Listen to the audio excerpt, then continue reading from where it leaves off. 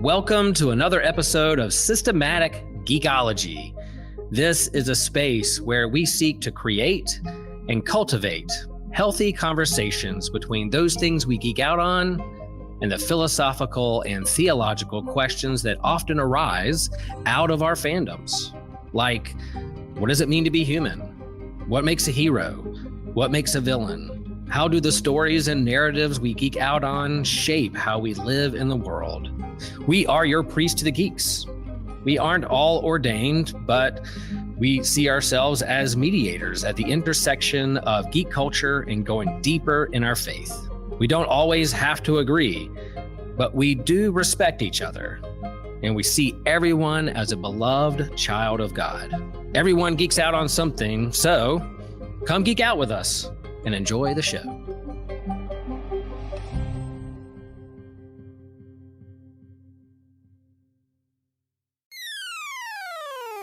You're listening to an Anazao Ministries podcast. If Kong and Godzilla had to have an opponent bigger than Mecha Godzilla, who could it possibly be? What is solo leveling? And why does TJ hate the Ark video game series? Guys, we're going to be answering all those questions and more. Can't wait to jump into this one. It's going to be a fun one. We're back with another What's News. I'm Joshua Noel. This is TJ Blackwell. We want to shout out one of our patrons, as always. Thank you, Daniel Sigmund. People like Daniel make this show possible. Be like Daniel. Also, join us on Discord. Smash that like button. Smash subscribe. All the good stuff. Appreciate everybody who does support the show. We're at 91 people on YouTube now. So if you help us get to that 100, that's our next goal there. And TJ would really appreciate it. He's not going to do anything special, I don't think. He'll just appreciate it. Yeah, I think that's really good appreciation, though. Yeah, like a real solid appreciation. And if you're listening to this through the ear edition, make sure you like and rate and review on Apple Podcast, Spotify, or Podchaser. That always helps us out. Helps the algorithms. Lets other people know that they need to check the show out. So with that, as always on our What's News episode, we like to start with a lightning round. And that's just, we're going to talk about things that aren't our main topics today. That's new, that we find interesting. And I'll kick it off. I've been reading a Scooby-Doo and Batman comic book series that's been coming out. It's just like 90s nostalgia fun. I love it. It's great times. Yeah. TJ, you got any new stuff that's not our main topics you want to shout out real quick? Something that's not our main topic. I don't know. I feel like Helldivers is new enough and special enough that when it updates, it should count. What's that? They took one of the factions out of the game completely. They were like, yeah, we killed all the automatons. Congratulations. I don't know what any of that means. I've never played this game. But it does sound interesting. Yeah, I really thought you were going to mention Invincible or Bad Batch. They're both video. Really good. Hellblazer. I've heard you talk about Hellblazer a lot too. Almost as much as I've heard you talk about what's the other one that you keep saying that gets on Christian's nerves? Valorant? Yeah. Yeah, Valorant. Love Valorant. Yeah. You want to say anything about Invincible? The new update, though. Invincible Season 2 is great. Fantastic. Good season. Can't wait for the next season. Yeah. I mean, it's one of those where, like, it's fun. It's easy to get into. I love it. But I feel like now that I've already read the comics, it's kind of like, I've read that. No, it's not the same, though. Not exactly the same, but... No, it's really just not close sometimes. We'll have to talk about that later. Like what? Other than just like the order things happen. The order of things is mostly what changes. Which does change the story. Yeah, it does. A ton. Yeah. I mean, season 1, the fact that like the reveal with Omni-Man happened to like I don't remember, did it happen earlier in comics or the show? I get the two confused now. And the show. That difference was wild. Yeah. The comics, it happened in like issue 16. Okay. So the shows where it happened like almost immediately, you find out it was him. Yeah. That was a huge difference. That was weird. I mean, good, but it made the story feel different.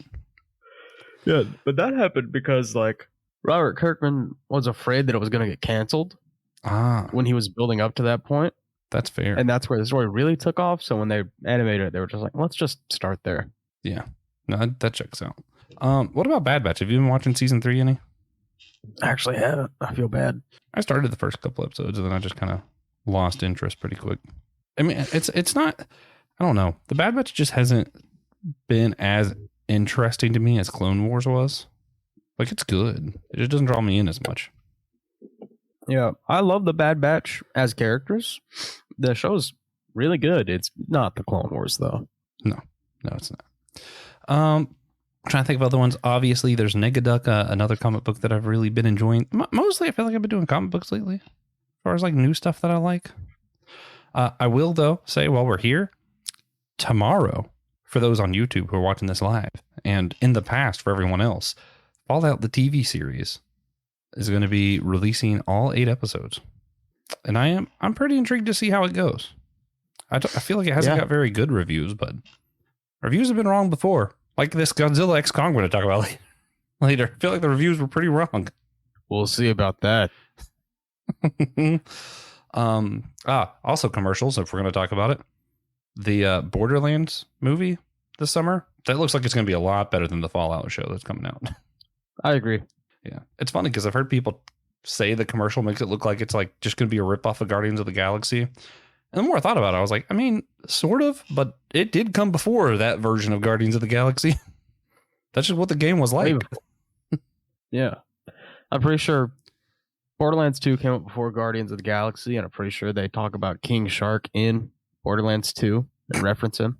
That's funny. Which is really funny. Yeah.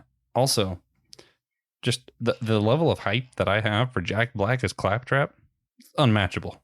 Like, I can't imagine any other casting in that particular movie making me as excited. Oh, that's just wonderful. I don't think I can imagine anyone else being able to do it as well as Jack Black. God, yeah. Man, it's going to be great. All right, well, that's all I had for the light run. Do you have anything else you wanted to lift up? Oh, Kung Fu Panda 4 is bad. What is it? Have you seen it? Yeah, it's not as good as any of the other ones. Not even half. That is sad. That is a very sad way to end the lightning round, TJ. Yeah. I've been looking forward to watching that. You still should. You have bad opinions. Yeah, I'm still going to watch it. You might like it. Just because it's bad. Yeah. Yeah. All right. So on to the main part of our show. We're going to start with the lesser ones and build up to Godzilla X Kong. First thing on the docket. TJ, I have no idea what this is. Solo leveling. You want to talk about your other main pick other than Godzilla X Kong, what this is and why people should care? Sung Jinwoo is the GOAT. Solo leveling is, I feel like, pretty widely regarded as one of the better webcomics of all time. You know, so far, I guess. It's pretty young as a medium. But if you haven't read it and you have read manhwa before or webcomics, this is the one. If you haven't read any at all, this is the one. It's kind of like an anti-isekai a little bit. That's how it felt on, well, now I'm talking about reading it, but he kind of brings video game logic into the real world, his real world, which is fantastical and they have powers and stuff. But imagine if there were dungeons in the real world and certain people were born with the potential to become hunters. They get special powers and they're able to go into these dungeons, fight the monsters so that the time limit doesn't run out and the monsters can break out of that dungeon into the real world. That's what we're dealing with here. Kind of like a Zero to Hero story. Hercules? Yeah. Sorry. Yeah. Bless my soul. But he is the weakest hunter in the world, but still a hunter, so like way stronger than most humans, which is just really funny because all of the hunters are like, wow, he's horrible. Why are you taking him with us? He's so weak. Everybody watch his back. He'll probably die in this like a sea level dungeon. But it's funny, and the growth we see from Sung Jinwoo is amazing. Coming to terms with becoming powerful, and he's kind of got like that humble hero thing. He's Steve Rogers basically when the series starts. Super weak, but willing to sacrifice himself to save others. And watching him grow is amazing. So for some reason, I had this like idea from somewhere. Maybe I've heard this from Christian before about solo leveling, where like a lot of people have to level basically as teams, but he is able to on his own level up, and that's like what makes him special. Yeah. Well, he's actually the only person who's able to level up, period. Wait, what? Just everybody else is just that's stuck? kind of just yeah. Well, everyone else kind of has like their potential. That's what they can hit. He doesn't. He. I don't want to spoil it because I really believe everyone should watch it. Oh, okay. I think Christian's crazy. I don't think it loses its way near the end. But I definitely see how a lot of people think that.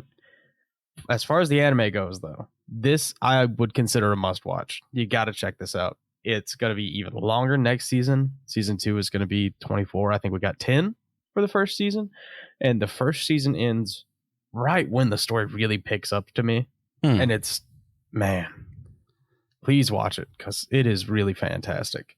All right, man. Oh, so I will say, though, the solo thing, that's because really what you're talking about is that people join raiding groups to clear these dungeons, and he can do it by himself. This sounds like he's not the weakest hero, then. He's not. He dies when he Oh. is the weakest hero. Oh, And then he kind of awakens. fascinating.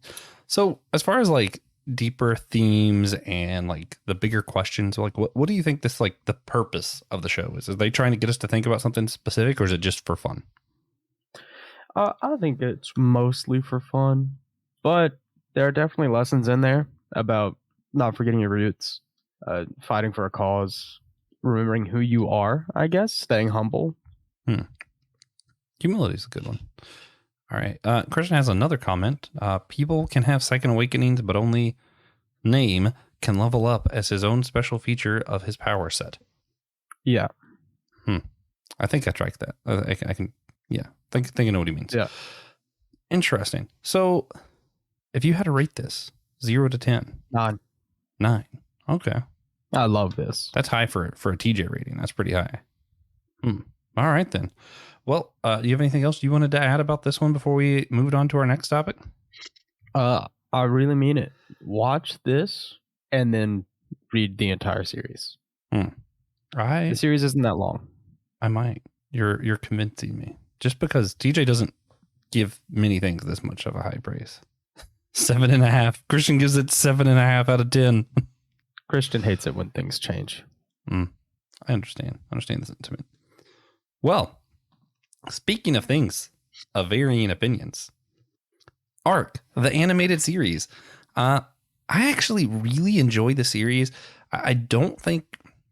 Well, let me reword this. I really feel like the show is not that great. I just really enjoy the concepts of the plot, if that makes sense. A lot of the themes and concepts they're playing with, I really love. So what happens in this show, and I'm going to break down the show a little bit, and then I have to ask TJ why he hates the game, because I know nothing about the game. And the show is based off of a game, animated series. The only reason I watched it is like it just randomly dropped one day, and people were like, hey, there's a new cartoon. It has David Tennant in it, as well as, I forget who, is it like Russell Crowe? Is he in there? There's like literally the voice actors in this series are insane. It's like, what?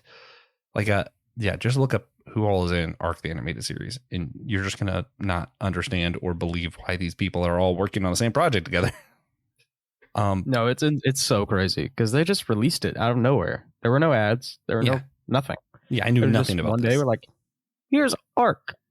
Also, Sandra Oh and David Tennant and Russell Crowe.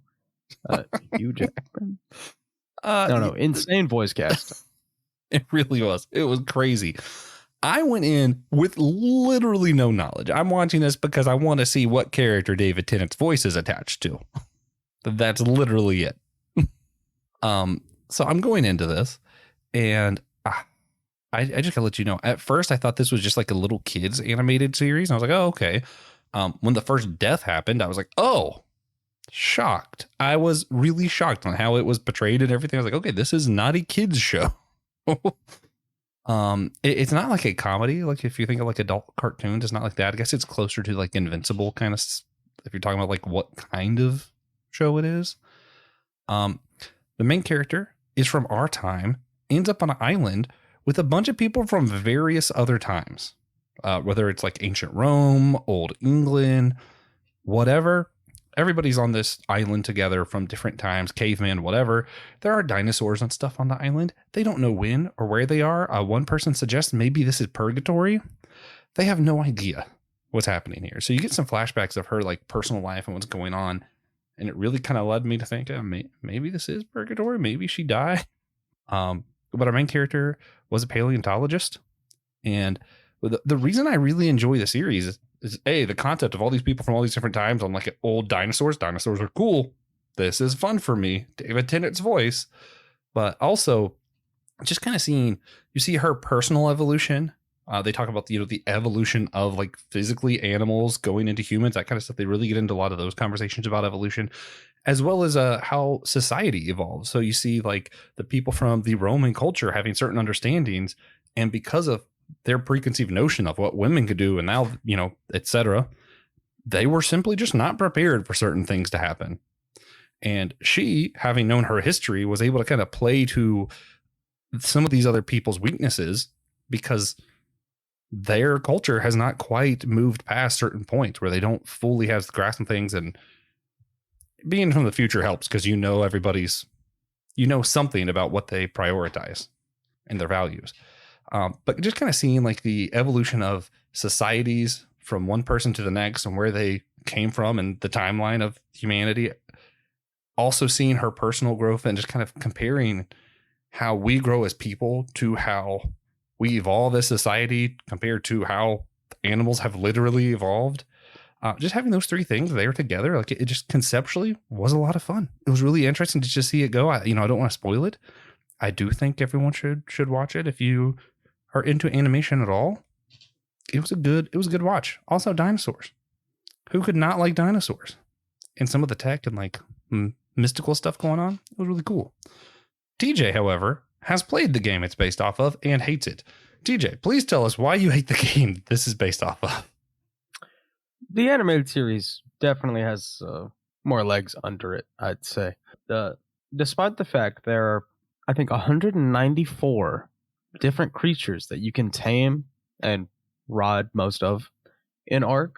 I'm not sure if I've ever played a game where I was consistently as bored as Ark Survival.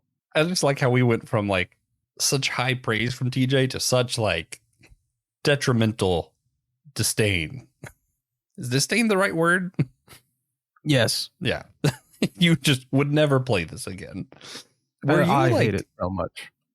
When I first mentioned this to you, I was like, oh, this is so good. I really like the concepts of blah. And then I feel like at some point you were like, how there's not even enough story. How do they do this? Is that like, am I remembering that part of the conversation right? Yeah. What's the story of the game? Is there a story of the game? This part I could be wrong on because the whole thing is like grind central. I might have just not played enough to get to the good story bits. That's fair. But I'm pretty sure there are none. I could be wrong, though. But I just don't like it. I looked up the game just a little bit. And the one thing I got was someone complained that in the show, the character David Tennant plays shows up way earlier than he does in the game. And I was like, well, I'm already not interested in the game because that was a cool bad guy, like a really cool bad guy. Yeah, good. So I know I'm pretty sure they started adding story in the first DLC. I don't know. I could give it another shot, but I definitely still do not like the core mechanics of the game. Does the game just kind of like collect dinosaurs instead of Pokemon and like have them do things? No, that would be way better. You've played Minecraft, right? Very little. Well, it's like that, but it sucks. So all of the tedious parts, but none of the reward parts, basically. Yeah, I think the problem that I have is that the game expects you to grind so much and play for so long to get anything accomplished that the reward is there if you're willing to play it for 100 or 200 hours. Yeah, it doesn't to get sound to it. worth it. Because like I've seen my roommate have some fun on his ARC accounts. Is it like a phone game or is it like a No. platformer? No. It's platform. I've literally never heard of this thing. I don't before. think you could. I don't think you've played any games that are close enough for me to say. Fascinating. It's an MMO. Have you ever played did you play Final Fantasy 14? Oh, I've played an MMO before. I Or played 12. Destiny. Oh, Yeah, Destiny was fun. it's sort of like, it's not really like Destiny. Like Destiny, but But it is an MMO. combined with it's a the boring parts survival. of Yeah, Minecraft. it's an open world survival, like crafting, dinosaur taming game, Interesting. which is insane that it's boring. Yeah, like there's too much going on for this to feel like it should be boring. I think part of what I like about the show too. So going back to the show, I really enjoyed that. Like, there's enough people from some of these different cultures that they're able to get together. So you just have like pocket cultures on the island of like indigenous people or Roman people, and you're like, this is fun. They just came up with some excuse to have people from different timelines show up with dinosaurs. Perfect. Yeah. And at the same time, we're talking about like mental health, and the main character is in a same-sex relationship. You know, she is a lesbian woman who, I don't remember if she was married or she was just living with a girlfriend or what, but you have this, like, conceptually, some of the people can't even comprehend the idea that someone would be in an open relationship with another woman like that. So just really interesting to see like these cultures collide and the values of different times kind of going. And of course, you know, they do have very much like they're pushing certain agendas and stuff because that's what shows do now. I think that's what they've always done. But, you know, everybody That's talks really about it funny, now. though. So now it's more blatant. That's really funny. Why? Dinosaurs? No way. Lesbian? Dinosaurs, huh? Unbelievable. Yeah. Yeah. No, it's pretty interesting. I think one of my favorite things is like early on, and they remain important characters, and they're a lot more threatening later on. But some of the main bad guys, she kind of beats pretty early because she's just like, hey, I know all this stuff about the specific time period that we're all in about dinosaurs because I'm a paleontologist.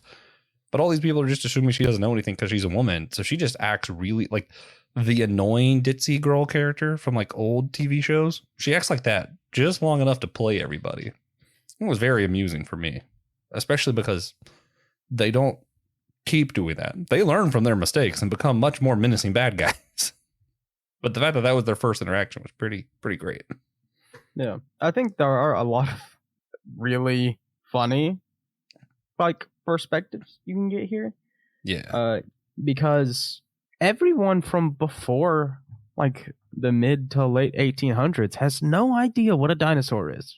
That is true. Just absolutely no clue. I think the one guy kept saying something about how like he found these beasts and these dragons and proto dragons, I think he called them. I'm like, yeah, proto dragons. He's not completely wrong. He is. I can see where he's coming from.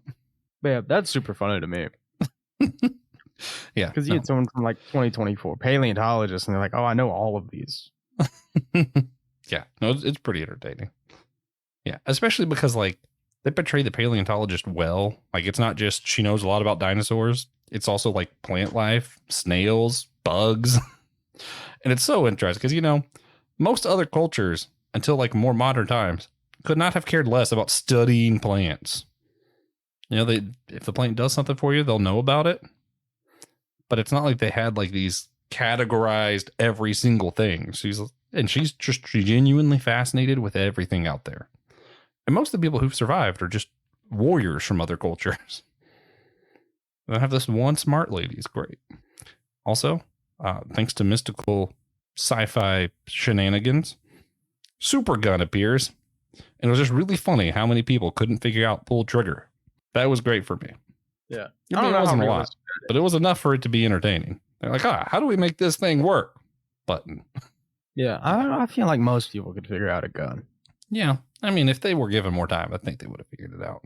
But it just showed up, and she was the only one who had the concept of gun. Yeah, it was a good time. Anyway, moving on to the main event today. That's not ARC. It's Godzilla X Kong, the New Empire. Hey guys, Christian here. Have you ever wondered why you should become a patron? Well, let me help you out. Because if you become a patron, what you can do is have live access to our YouTube exclusives like Comic Book Ketchup, Drinks with Teachers, Manga Mustard, and a companion series that go along with our annual theme. You can be there live, commenting with us. We really want you there. You also get access to exclusive merch. We have t-shirts, mugs, handbags, long sleeve shirts, all over the place for you, for your help in helping us. Also, we have extra bonus questions for you to look at. We have 4 to 8 times a month doing that. We have exclusive Discord channels for you, discounts at our store, access to any future D&D campaigns, and you can easily access all the patron content through our Spotify page at the top where it says exclusive content for subscribers. Also, one of the new things we're adding is voting privileges for future episode topics. We're going to be doing specific things for you, voted by the patrons. And you also get that extra satisfaction of just helping us out. And we appreciate all you do. TJ, Godzilla, you and him, I think were born twins around the same time. I know y'all are closely related. What did you think about the film? Let's just immediate thoughts. Man, I love Monster Fight. Yeah, I think that was most people's. I saw a I think my favorite photo anyone shared so far is it has like all of the different movies that are part of the legendary films like Kong, Godzilla vs. Kong, all of them, and it had the Rotten Tomato score and the audience score, and how Rotten Tomatoes started high and then went low and then up a little bit and then down again, and the audience score just continues to increase. Like Rotten Tomatoes were like, Godzilla vs. Kong, this wasn't good. Godzilla X Kong, no, this story sucks. Audience, Monster Fight, good. We like Monster Fight. Yeah, I absolutely do think though that this is the worst. Critically, this is the worst MonsterVerse movie. There really was not very much story. Godzilla played such a no role. Godzilla was just here so that Godzilla would be here. Like this truly, I feel like it was a Kong film, and we need to include Godzilla because, wait a minute, we have rights to Godzilla. Yeah, in KSCF, I agree with completely. That's Christian. This I do think is the worst MonsterVerse film. If you're trying to watch it like it's a movie, it's not really a movie. It's like a Royal Rumble. Yeah, we're just here to see what are we capable of with CGI now. Tune back in 4 years to see what's next. Yeah, this is the opposite side of Godzilla, because we had Godzilla -1, which is a flawless movie, which is beautiful and profound. And it shows the morality of Godzilla, how humanity reacts to and handles Godzilla. And this is just not that in the slightest. No. Man, I did love it though. Yeah, it's really fun. Yeah. Like I would definitely watch it again. Yeah. It's one of those where I do feel like you have to see this in theaters. Mostly because the primary draw is giant things are smashing things. It feels more giant when it's on a giant screen. Yeah, I absolutely love all the kaiju fights in this movie. They're all really good. When people are on screen, it gets a little boring. A little contrived. Yeah. How do you feel about I don't remember his name, but the new character who was just Peter Quill, but in this universe? Oh, he's not new. What? He was in it before? Trapper was in... He felt like I don't remember the humans. The humans aren't important. I don't remember which one Trapper... Trapper was present. I believe you. So, I do have a question, though. And we're going to get around to this again. But I thought Mothra had already been in this. And that Mothra was just like a minor titan that they found somewhere else. This made it seem like Mothra is a whole entirely different thing and a spiritual, superpower. She's of the same level of Kong and Godzilla, but also spiritual. Okay, Trapper was new to the movie. Thanks, according to Christian. Thank you. I could have sworn I'd seen him somewhere. Yeah, just maybe it's just his actor. I think you're confusing him with the guy from Guardians of the Galaxy. No, but I could have sworn he was in the series before. I don't know, man. But what? My Mothra question: was Mothra in one of the other movies? Yes, I thought so. But is it the same Mothra? Yeah, Mothra went into hibernation in King of the Monsters. Oh, is that what happened? The second Godzilla movie? Yeah. Okay, thank you. Yeah, they just kind of put Trapper in there, and it feels like we're calling back to him. Yeah, they do that a lot. And they get away with it mostly because I feel like most people who watch this are like, I must have forgotten. Must have just forgotten that guy. Yeah, but whatever. Kaiju veterinarian. That's cool. Also, but Mothra wasn't like a glowing spiritual super god the last time we saw Mothra, right? I don't know. I feel like she was about half and half. Oh, okay. Okay. So there was, well, we're going to jump around a little bit. If you had to rate it 0 to 10. So the movie is pretty simple.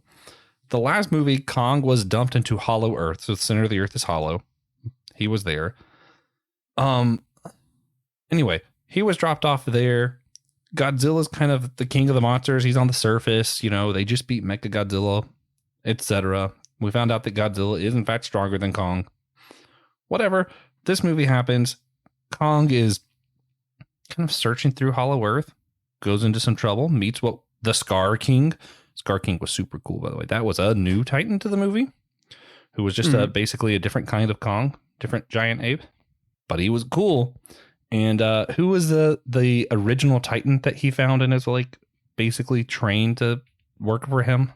Oh, Shimo, the ancient Titan.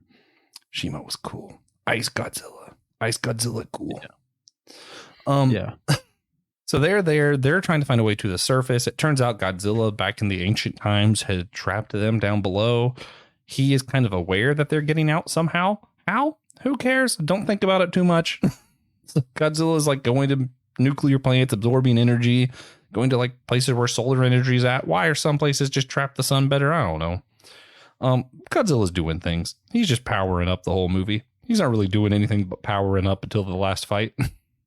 Yeah, like you get to see Godzilla fight. You get to see Godzilla kill Scylla, which, you know, is one of the cooler.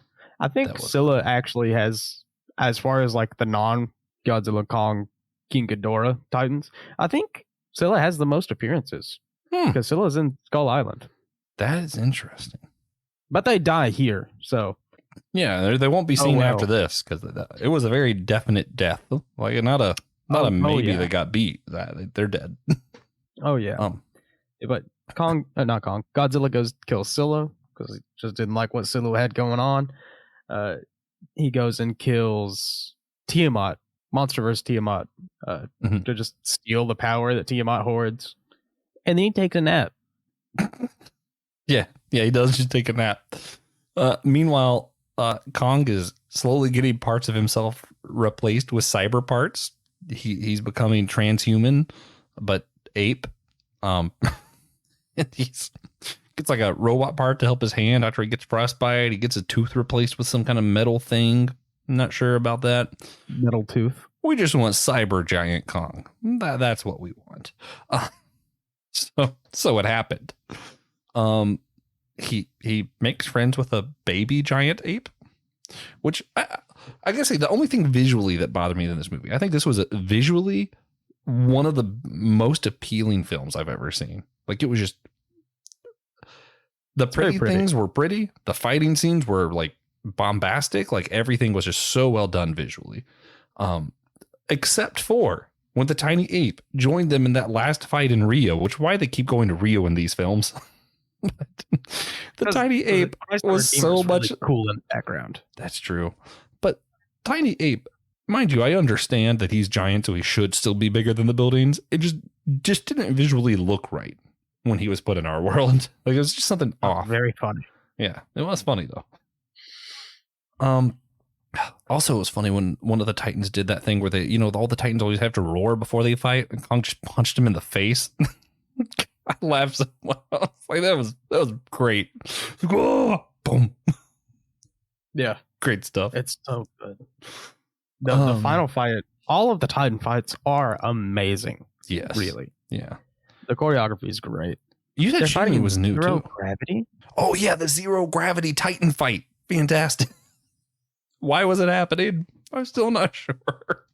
Yeah, this is exactly what turn your brain off kaiju movie is supposed to be like. Yeah, they'd really turn your brain off at a few points.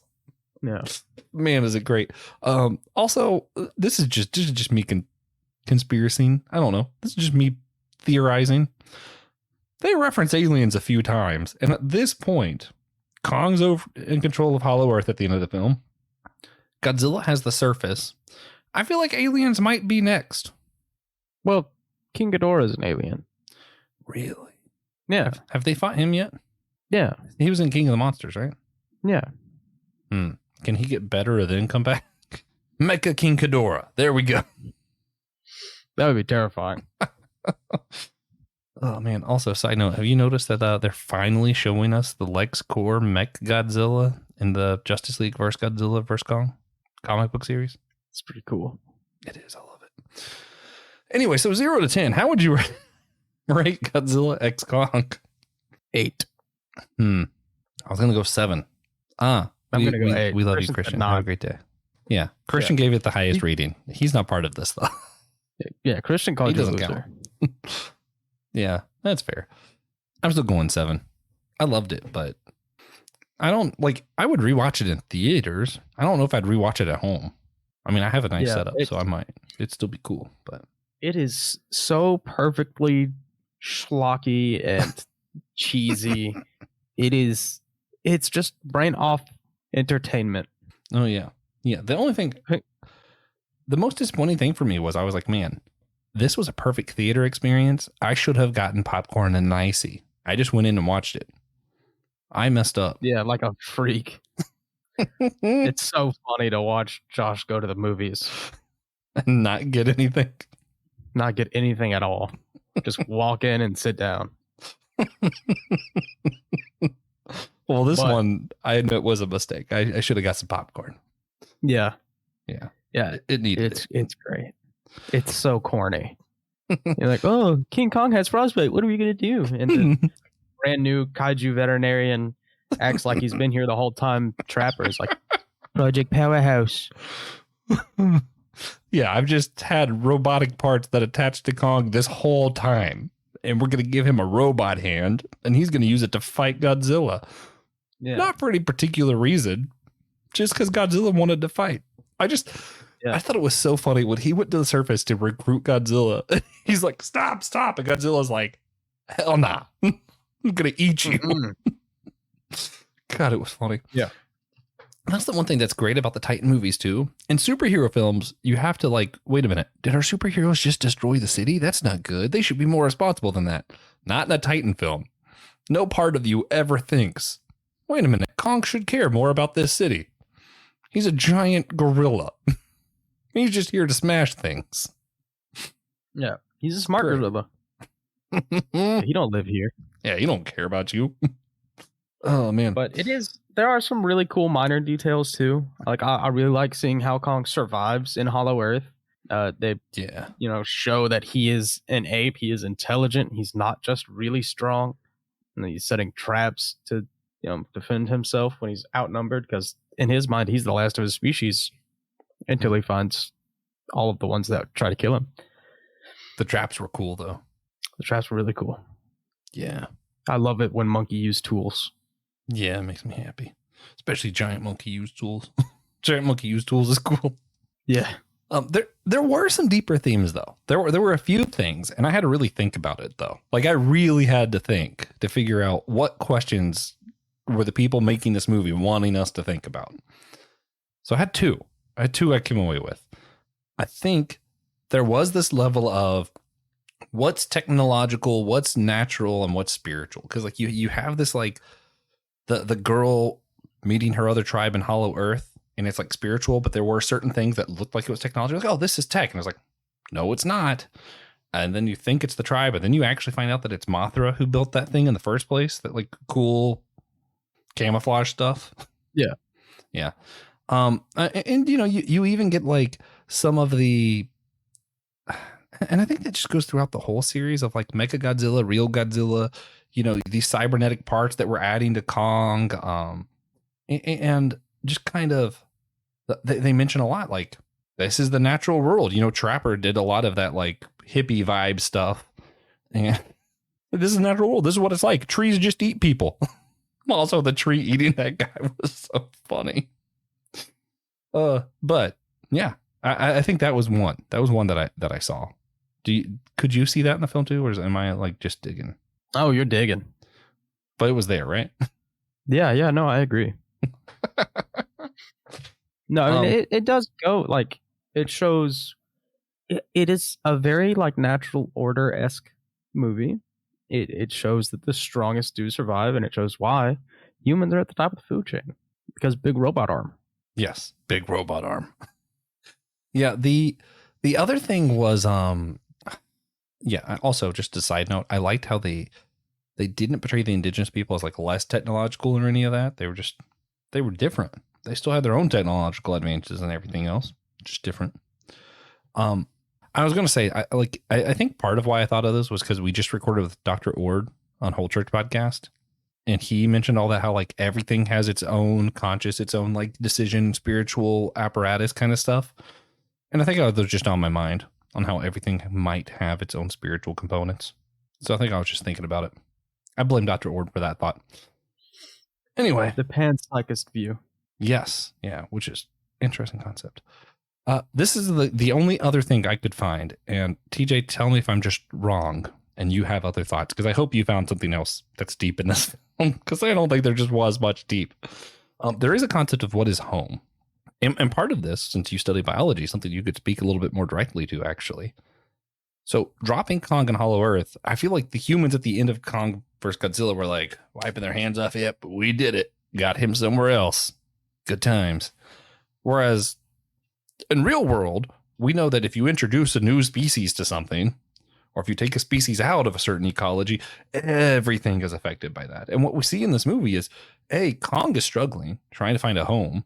And then when he thinks he finds it, it changes everything. Godzilla all of a sudden has to get involved because maybe he's breaking this dark, evil titan loose. And it's like, what? Wait, why is all this going on? And at the same time, you have the little girl who's feeling these vibrations in the earth or whatever, and finds out that there's other people, the indigenous people that are like her in Hollow Earth. And even the question of like, is her home with them or is it with the lady who raised her?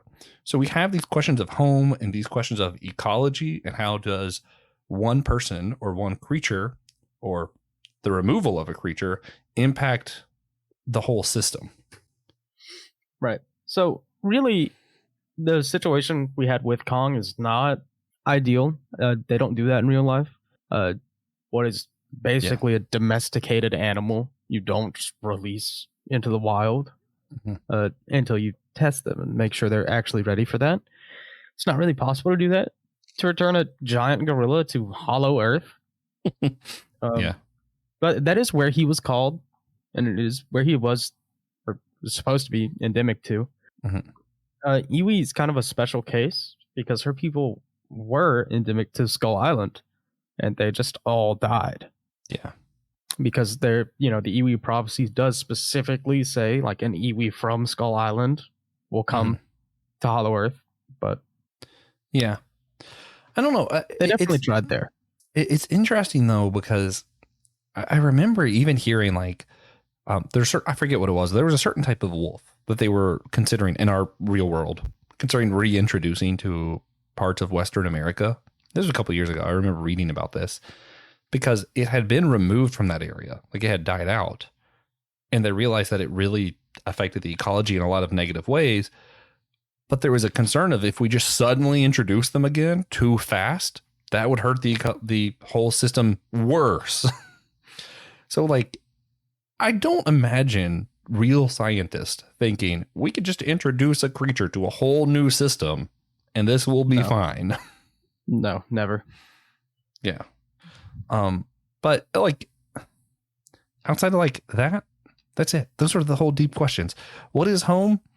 For an animal, they get used to a certain environment, and you have to help them get used to that environment and get that environment used to them, or else you're just going to put the whole system in shock and everything will go crazy. For a human, I'm not sure. Does the same thing apply to humans, you think, DJ? I think it can. Easily. Could you elaborate? No. Well, that is always your answer when I ask you to elaborate on something. But yeah, no, if you put like the city boy in the country, you don't know what he's doing out there. You take someone who's lived a short walk from the grocery store his entire life to Campobello, South Carolina, he's not gonna know he needs to drive 40 minutes to get his groceries. Yeah. No, that's true. And I even think it's funny when like people up north come down here and they're like, wait a minute, it's 6 p.m. on a Sunday. Why is everything closed? This is the South, boy. That's how it works. Now, I got some people who work at Chipotle who just moved from New York and they're so confused about Sundays. And I'm like, that's just how it is. I'm amazed we don't close early Sundays. I wish. Yeah. Yeah. So I mean, I see that. I also see like there is this innate, like you want to be around other people like yourself, whether it's people who share the same faith, the same fandoms, all that kind of stuff. But at the same time, and you know, I can actually speak a little bit from experience here. There is almost a shock and a thing I think we have to caution ourselves against when some of your fandoms and stuff change. So let me take, for example, I got 3 good examples in my own life, and maybe TJ has some. I love Supernatural. I got into it on my own because I'm like, that's just who I am. I'll get into something. I love it. And then I started being introduced to other Supernatural fans and realized I hate them. Like, I don't hate the people, but like the culture around Supernatural fandom is not a culture I want to be a part of, but I still love the show. So it kind of that was like a shock for me when I first met other Supernatural fans. I'm like, man, I don't want to hang out with these guys. Or when the MCU got big and I had grown up reading Marvel comics and all of a sudden, wait a minute, this thing I grew up on. And I was like, I love Captain America. And everybody's like, who's that? Now all of a sudden everybody knows something about Captain America and Iron Man and all that. And that was hard for me to get used to because it was kind of like I don't know. I don't want to feel like a hipster, I don't think. But like to an extent, it was kind of like I'm the only one who likes this. It was kind of like a fun thing about myself. And now it's like, oh, no, everybody likes this now. Now it's just normal. Or how the shows themselves change. I loved Doctor Who. Matt Smith came along. Everybody else started liking Doctor Who. And then it started getting a lot of money and became very Americanized. And I was like, man, the fandom really changed the show. And I don't know if it was in positive ways. So I feel like you get that kind of ecology. And you know, same thing with church stuff. I moved from a low liturgical church to a high liturgical church. And that's a bit of a shock. Like, it's hard to get used to. TJ, thoughts, comments, shared experiences? None. Do you enjoy? I've never had experience. Do you enjoy the fandom culture of every thing that you're a fan of? Oh no. What's the one that you don't like? I don't know. I feel like most things if the fandom's bad enough, I just don't interact with the media anymore. That's enough for you to just stop interacting with the media. No, Undertale. I really like Undertale, Deltarune, and I'm not a big fan of the fandom at large. There are plenty of Undertale fans that are normal people. Yeah. And it's not the people that I have a problem with when it comes to like Supernatural fans. There are plenty of people that I love that are Supernatural fans. I just don't like the way that they're fans. Something about the fandom itself is just not enjoyable. My Hero Academia. Big on that one. I've heard about that. Yeah.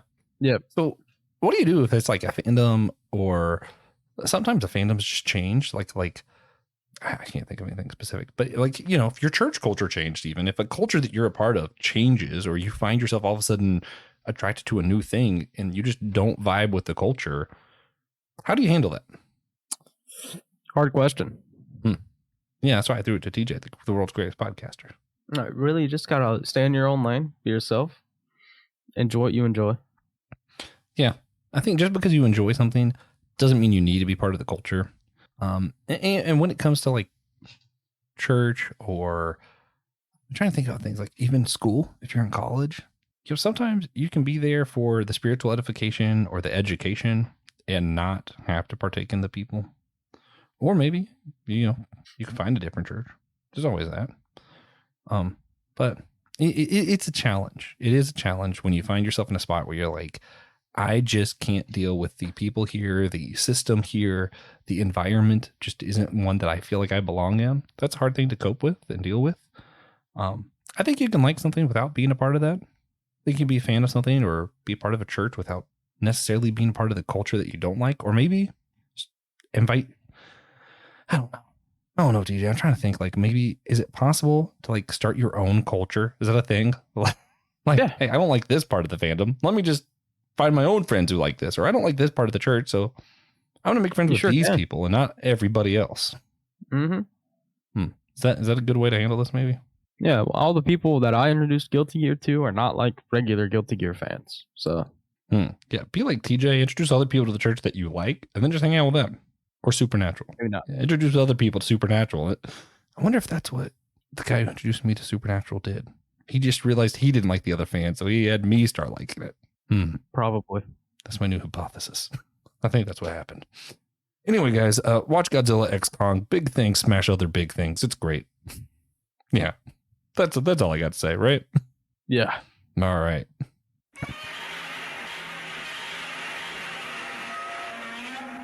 Godzilla has informed us it's time for the wrap up. So, TJ, what we do, instead of a recommendation on these episodes, we have of everything we mentioned, speed round, whatever. If you had to pick one thing of everything we mentioned, say, hey, if you haven't seen any of this, watch this. What do you pick? Solo leveling. That's fair. I'm actually going to go with Invincible. I love Godzilla X Kong. It was big, it's a lot of fun fighting stuff, but Invincible is just a better story. Also, I like Arc, but Invincible is a better story. Yeah. So I'm going to go with that one. Hey guys, if you enjoyed this, make sure you rate and review our show on Podchaser, Apple Podcast, or Spotify. If you're on YouTube, smash that like and subscribe button. Again, big shout out to Daniel Sigmund. You rock, man. Thank you for making this happen. We couldn't do this show without supporters like Daniel. Guys, thank you so much. We appreciate you. Check out our Discord, our store, our Patreon, all that stuff. And of course, we need you all to do one very important thing. Remember that we're all a chosen people, a geekdom priest.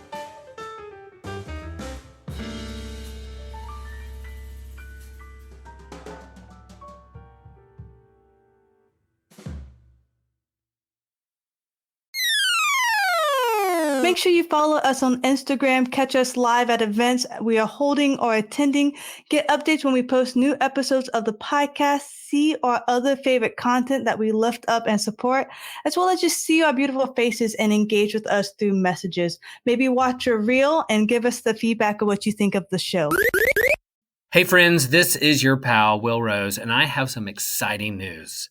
Systematic Geekology will return to Theology Beer Camp this year, October 17th through the 19th in Denver, Colorado. And we hope that you can join us. We are part of Theology Beer Camp in Chapel Hill, North Carolina, at my home church in my hometown. And that year, Theology Beer Camp was called the God Pods. And then we were in Missouri, a part of the Geek Stage. Yes, we had a whole entire Geek Stage where we had workshops and speakers and had incredible conversations.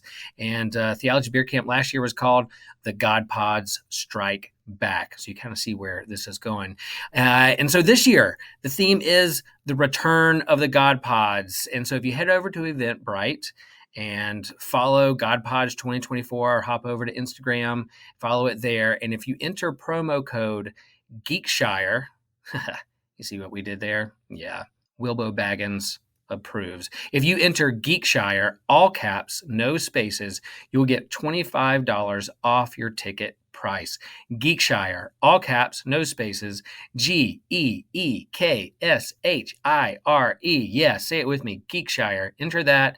You get money off your ticket, and you can join us and hang out and drink beer and have great food. And even if you don't drink beer, you can have incredible food and beverages and conversations with your favorite hosts here at Systematic Geekology. The Geek Stage is growing. I'm proud of that, and we thank Trip for this opportunity. We hope to see you at Theology Beer Camp, the Return of the God Pods 2024.